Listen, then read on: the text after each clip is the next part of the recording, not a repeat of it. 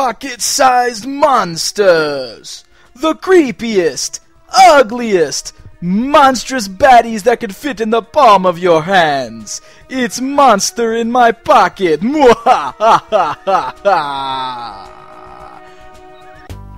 Okay, sorry. Bad voice, I know. So how many of you guys out there remember these? No, not pocket monsters. Monster in My Pocket. The line of figures was released in 1990 by Matchbox. The series contained an assortment of 2-inch tall figurines styled after various monsters and cast in a soft, neon-colored plastic. And there were a ton of cool little characters to collect in the lineup. Just to name a few, there was the Ghoul, the Invisible Man, the Winged Panther, the Vampirus, the Loch Ness Monster, and many, many more figures, all based off of the many common and creepy horror characters. Each figure was a solid, non-articulated piece of plastic. The designs of the characters were actually very well done, with a lot of details cut into these tiny little guys.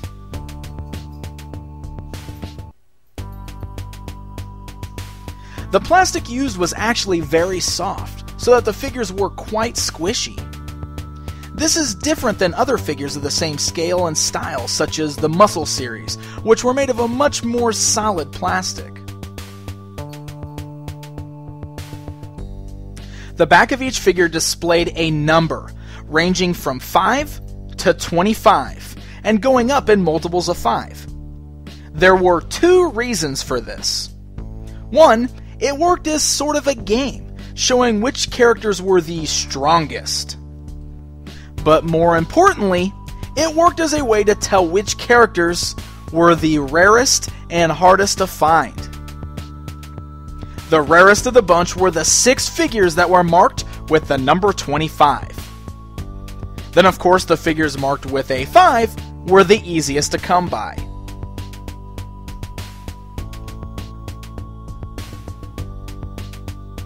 The first 3 waves of these figures were considered the basic Monster in My Pocket waves, and gave us anywhere from 81 to 96 different figures. I say anywhere between because the 3rd series was actually incredibly rare for some reason. So rare that a chunk of the figures supposedly never actually saw release, while the other half of them ended up coming out as premiums as other various products.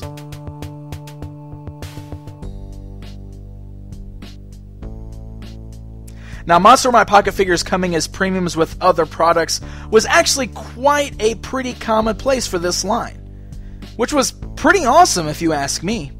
You can walk in any store and buy a box of frosted wheat and get a Monster in My Pocket toy. You can buy a box of Shreddies and get one of these figures.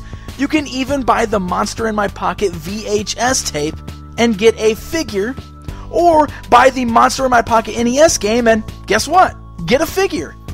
There's nothing cooler than getting an actual figure from the toy line you collect as a free prize inside of a box rather than a cheaper knockoff version.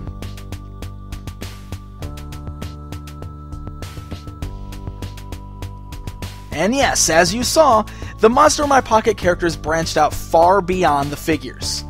In fact, the line actually started as a series of trading cards. Then it eventually branched out into board games, an NES game, comic books, even its own animated series.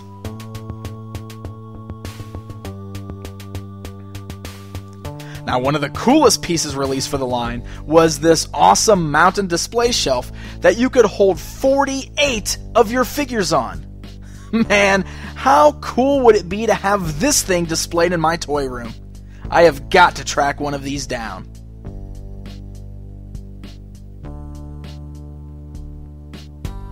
Monster in My Pocket actually lived a much longer life over in the UK than it did here in the US. After the first 3 waves of figures, the line started changing things up a bit, giving us new series such as Super Creepies in 1992, Dinosaurs in 1993,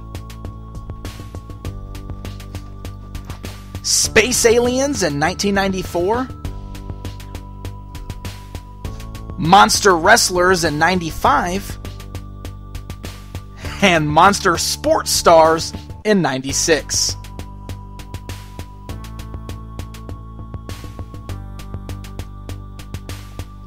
My only experiences with these are with the early Monster in My Pocket figures, but I have always loved them. And if you're a fan or a collector of minifigures, then there's a good chance you're gonna love these too. They are a ghoulish delight. Yeah, I know. Sorry about that again.